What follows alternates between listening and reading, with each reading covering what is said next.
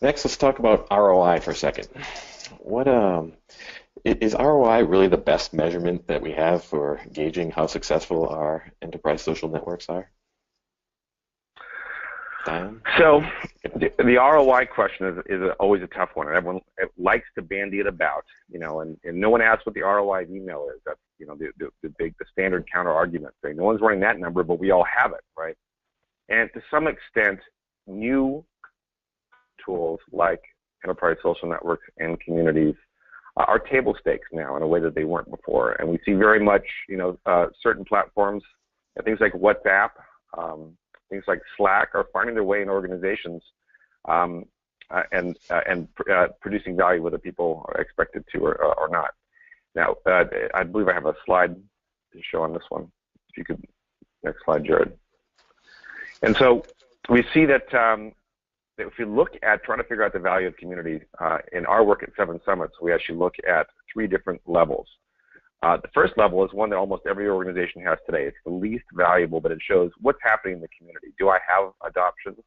Are people posting things? Are questions being answered? And these are numbers that the platforms will usually have available in the dashboards. But as Rachel Hoppe noted in the latest community roundtable report, that the data you have isn't really what the data that you need. Just because the platform has community vitality doesn't really tell you that much other than people are doing things. But is that useful to the business? That's the big question. And so we really look at the next level, are use cases that are important to the business being carried out, right? Are customer questions being answered? Are sales being closed faster? Are projects being run quicker? These types of use cases are really important, and that allows us to if we track those numbers, right, and these are KPIs that the business usually tracks, but too many enterprise social network practitioners don't go out and capture. You do have to go out to the business. These numbers are already almost always exist already, and see, are we having an impact? And can we change how we've situated the enterprise social network to make these numbers better? Have we added features and capabilities, and have we created user journeys that will ensure that, hey, here's a template for how to run a project in an enterprise social network and how to make it run better?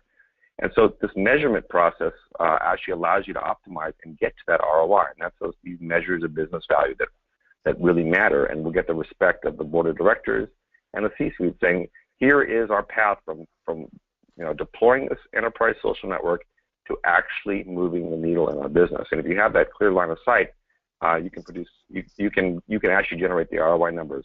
Most efforts still don't do this. The tools and the processes are immature, and we have a lot of work to do. Tony? Well, I don't think ROI is the best measure. As Diane said, it's always been a tough one. It's been particularly tough in digital.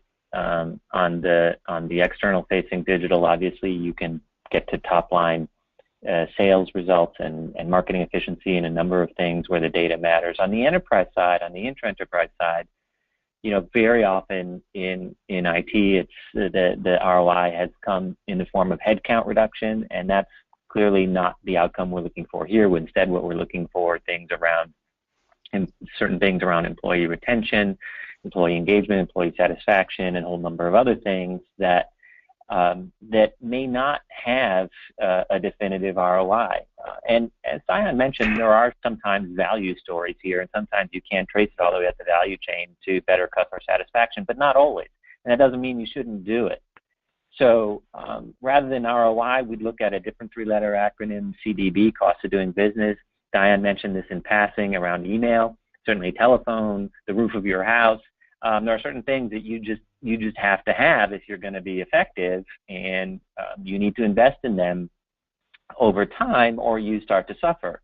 And so if you're really trying to build a business based on the effectiveness of your employees, especially your knowledge workers, then these tools are table stakes, and I would rather have you making the case for that than what we sometimes see, which is people trying to put together spreadsheets that they know are kind of more bullshit than reality, and that can be demeaning for everybody. So my wish for you out there is not to have to jerry-rig the numbers, but to really put a passionate case together that these tools are cost of doing business. There's a number of tangible benefits.